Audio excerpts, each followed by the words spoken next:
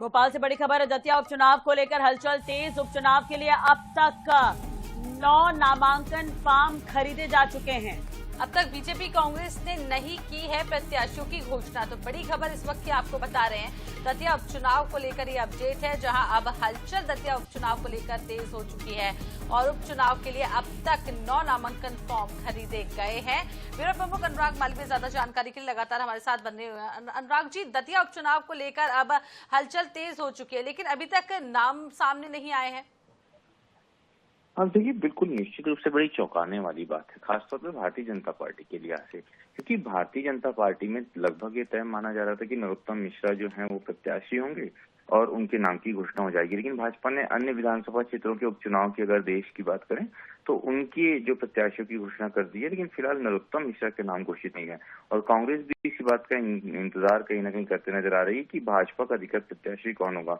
और यही कारण है, एक बड़ा कांग्रेस के लिए मुश्किल की बात यह भी है कि कांग्रेस के जो प्रत्याशी रहे हैं राजेंद्र भारती, माना जा रहा था कि उनको जिस तरह से अयोग्य घोषित किया है तो उनके परिवार को उनके संदर्भ में एक सिंपैथी मिलेगी, लेकिन खुद राजेंद्र भारती ये कहते नजर आ रहे हैं कि वो अपने परिवार से किसी प्रत्याशी को आगे नहीं करना चाहते।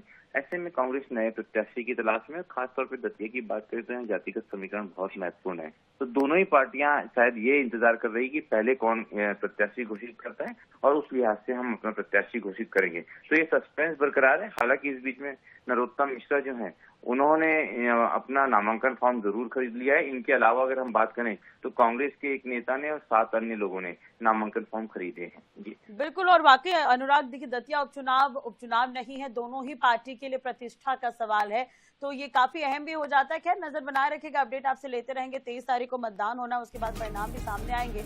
अभी तक प्रत्याशियों की घोषणा नहीं हुई तो इस पर भी नजर बनी रहेगी। बहुत बहुत शुक्रिया जानकारी के लिए। ये बड़ी और अहम खबर, दतिया उपचुनाव को लेकर हलचल तेज। भोपाल से बड़ी खबर हम आपको बता रखी है। उपचुनाव के लिए अब तक 9 नामांकन फॉर्म खरीदे गए हैं। नरोत्तम मिश्रा ने भी नामांकन फॉर्म खरीद लिया है। तो अब तक बीजेपी कांग्रेस ने प्रत्याशियों की घोषणा नहीं की है, लेकिन नरोत्तम मिश्रा ने नामांकन फॉर्म खरीद लिया है। आपको बता दें 2023 में यहाँ पर चुनाव हुआ था, जिसमें नरोत्तम मिश्रा हार गए थे ये चुनाव और कांग्रेस ने इस सीट पर कब्जा किया था। राजेंद्र भारती विधायक बने, लेकिन पिछले मामलों को लेकर उनकी जो सदस्यता है वो रद्द हो गई, इसलिए इस सीट पर उपचुनाव हो रहे हैं और 23 तारीख को मतदान होना है।